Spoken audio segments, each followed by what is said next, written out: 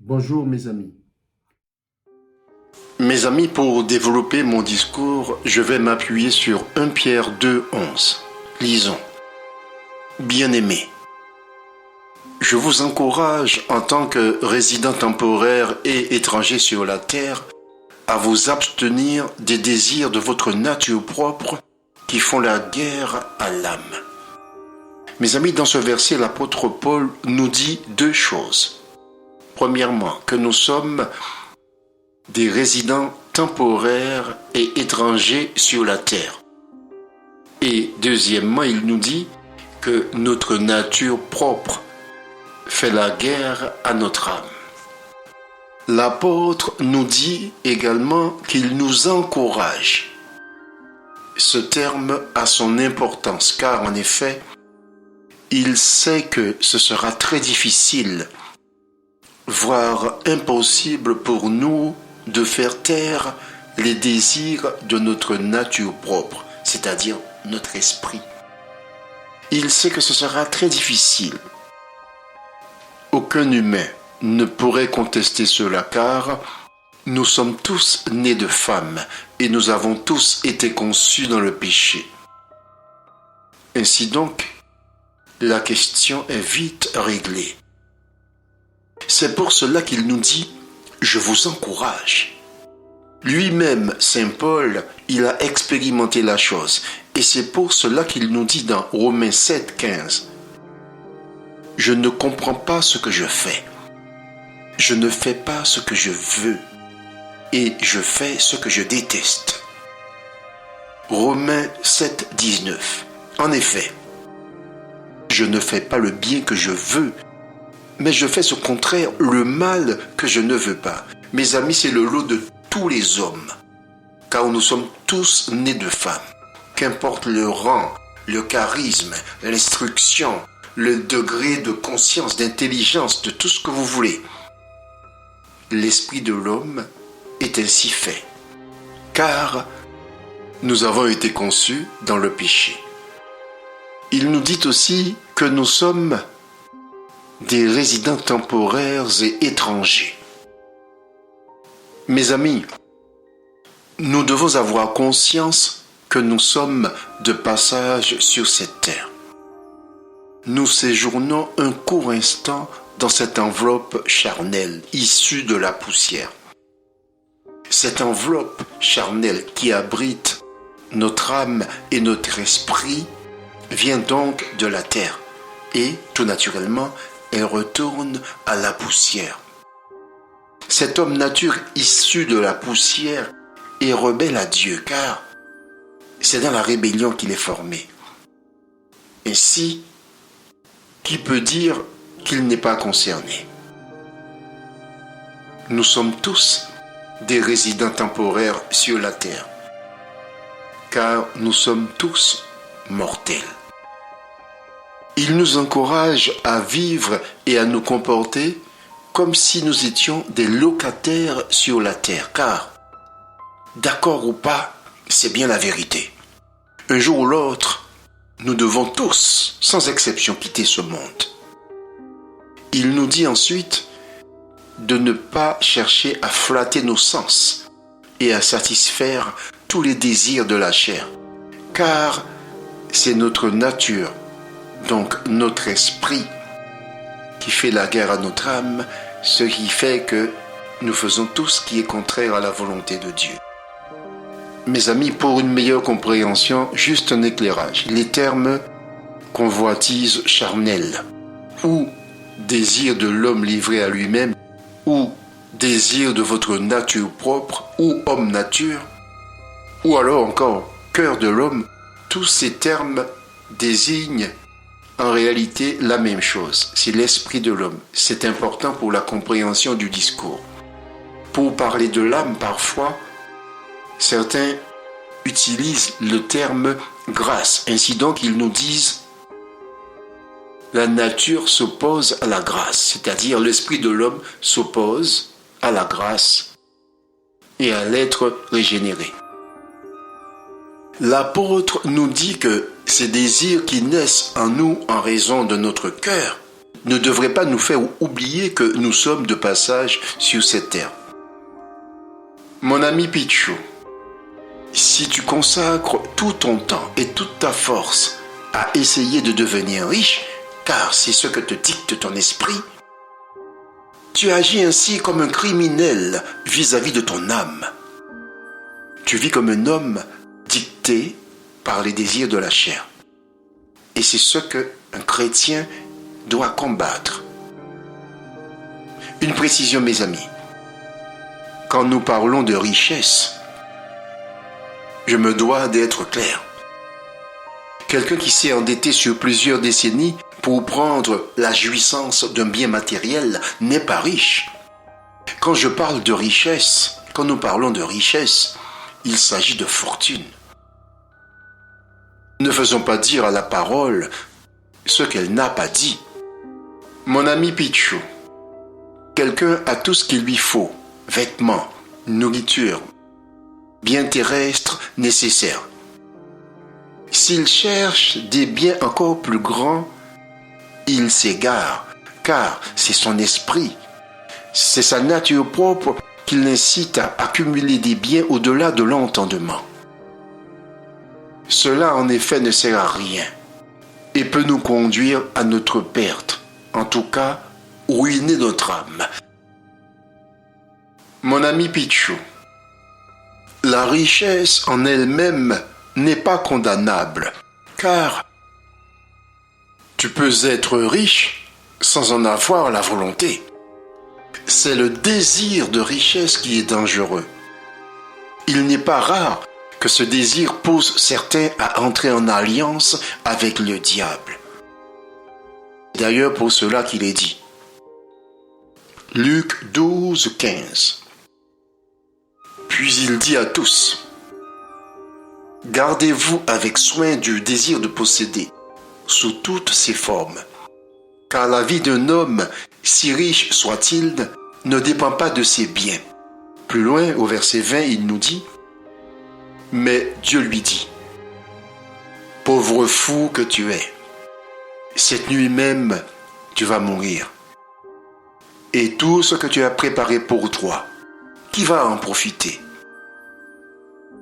Voilà quel sera le sort de tout homme qui amasse des richesses pour lui-même au lieu de chercher à être riche auprès de Dieu. Mon ami Pichou, quand bien même tu serais riche, très riche, quand arrivent les peines ordinaires de la vie, à quoi te sert la richesse?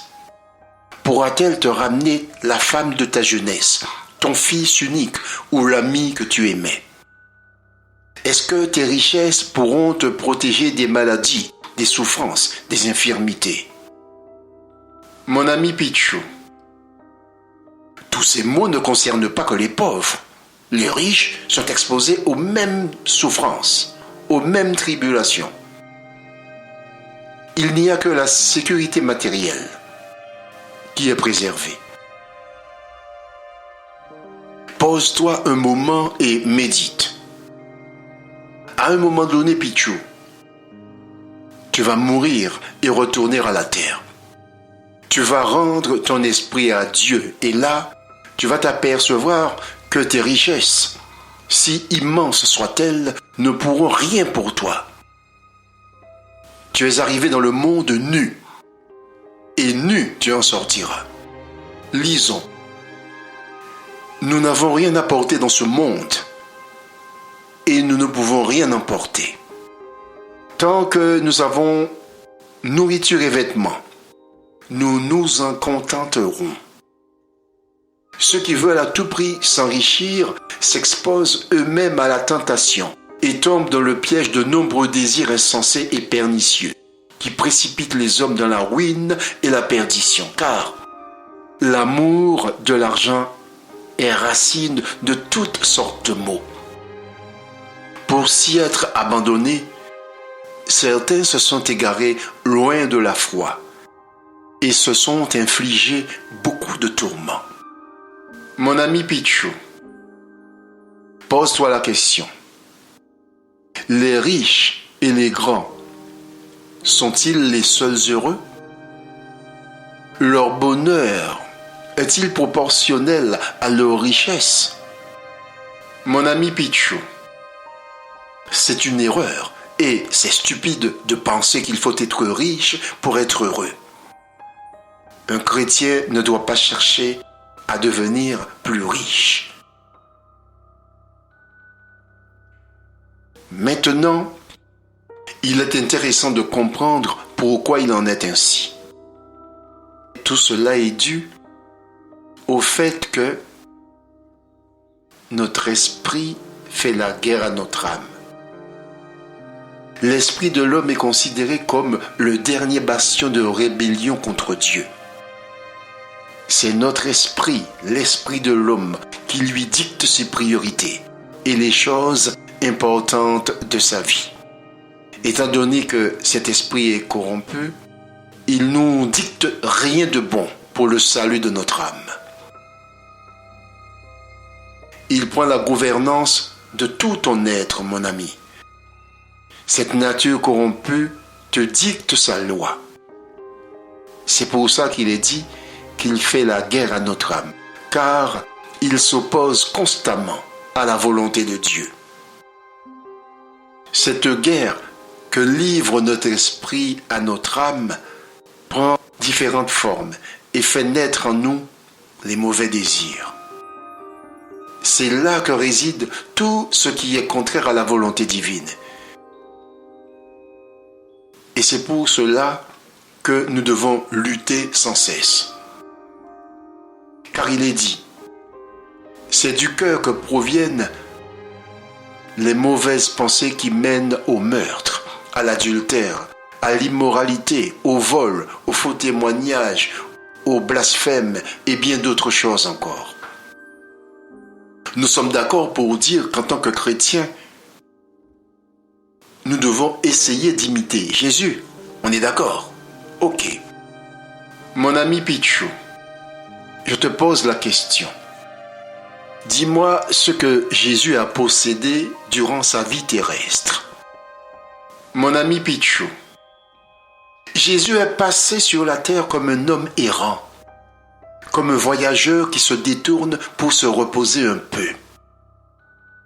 Depuis sa conception jusqu'au tombeau, Jésus a tout emprunté. Écoutez, il a emprunté les entrailles de Marie. Il a emprunté l'étable pour sa naissance. Il n'était propriétaire d'aucune villa. D'ailleurs, il a lui-même fait la remarque. Lisons Luc 9, 58. Jésus lui répondit, « Les renards ont des tanières. Les oiseaux du ciel ont des nids. Mais le Fils de l'homme n'a pas un lieu où il puisse reposer sa tête. » Mes amis, pour célébrer la Pâque, Jésus a emprunté une chambre avec ses apôtres. Pour se déplacer, il a encore emprunté un âne. Pendant les 3 jours et 3 nuits où il a séjourné dans les tréfonds de la terre, il a emprunté un tombeau. Nous devons bien comprendre cette mise en garde. C'est quelque chose que tout chrétien doit savoir. Tout chrétien doit comprendre ce qui suit. Autrement, mon ami, tu vas te faire balloter. Mon ami Pichou, Galates 5, 16. Voici donc ce que je dis. Marchez par l'esprit et vous n'accomplirez pas les désirs de votre nature propre. En effet, la nature humaine a des désirs contraires à ceux de l'esprit et l'esprit a des désirs contraires à ceux de la nature humaine. Ils sont opposés entre eux de sorte que vous ne pouvez pas faire ce que vous voudriez. Cependant, si vous êtes conduit par l'esprit, en majuscule cette fois-ci, vous n'êtes pas sous la loi. Mon ami Pichou, c'est ton esprit, l'esprit de l'homme, qui t'incite à te rébeller contre ton supérieur ou à toute autorité. C'est également ton esprit qui te pousse à te plaindre de tout. C'est ton esprit qui se blesse facilement, alors que ton âme supporte d'être blessée. Mes amis, pour que le sujet soit encore plus lumineux, voici quelques exemples d'affrontements entre l'esprit de l'homme et son âme, entre l'homme nature et la grâce. L'homme nature s'oppose à la grâce. L'homme nature cherche à démontrer qu'il fait du bien, alors qu'en réalité, il cherche son propre intérêt. Notre esprit a horreur du mépris, de l'humiliation ou de la honte, alors que la grâce, elle, accepte sans peine l'humiliation, le mépris et la honte. Notre Seigneur Jésus-Christ a été bien humilié dans sa vie terrestre. L'homme nature apprécie les honneurs, tandis que la grâce est gênée quand il est mis à l'honneur.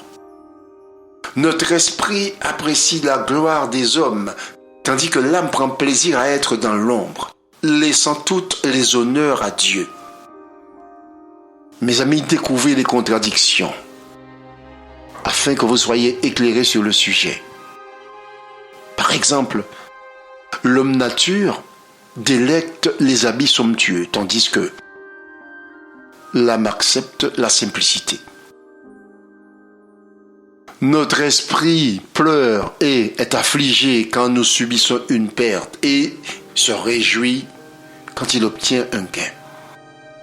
Notre esprit apprécie les palabres, les cancans, la médisance, tandis que la grâce fuit toutes ces choses. La grâce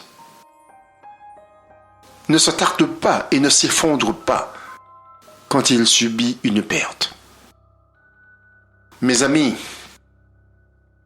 notre Seigneur Jésus-Christ, le Dieu d'amour, veut faire taire cette guerre qui nous mine. Il nous invite à naître de nouveau. Il veut faire cesser cette guerre entre l'esprit de l'homme et son âme, afin que nous puissions connaître sa paix. Lisons Ézéchiel 36, 26. Je vous donnerai un cœur nouveau, et je mettrai en vous un esprit nouveau. J'enlèverai de votre être votre cœur dur comme de la pierre, et je vous donnerai un cœur de chair. Pichou, le Dieu d'amour veut faire taire cette guerre qui nous mine en nous faisant naître de nouveau. Il veut faire cesser cette guerre entre l'esprit de l'homme et son âme, afin que nous puissions enfin connaître sa paix. La grâce est un don que Dieu fait aux élus. Nous sommes tous de passage sur cette terre. Observons ce que nous dit le Maître de l'univers. Genèse 3, 19.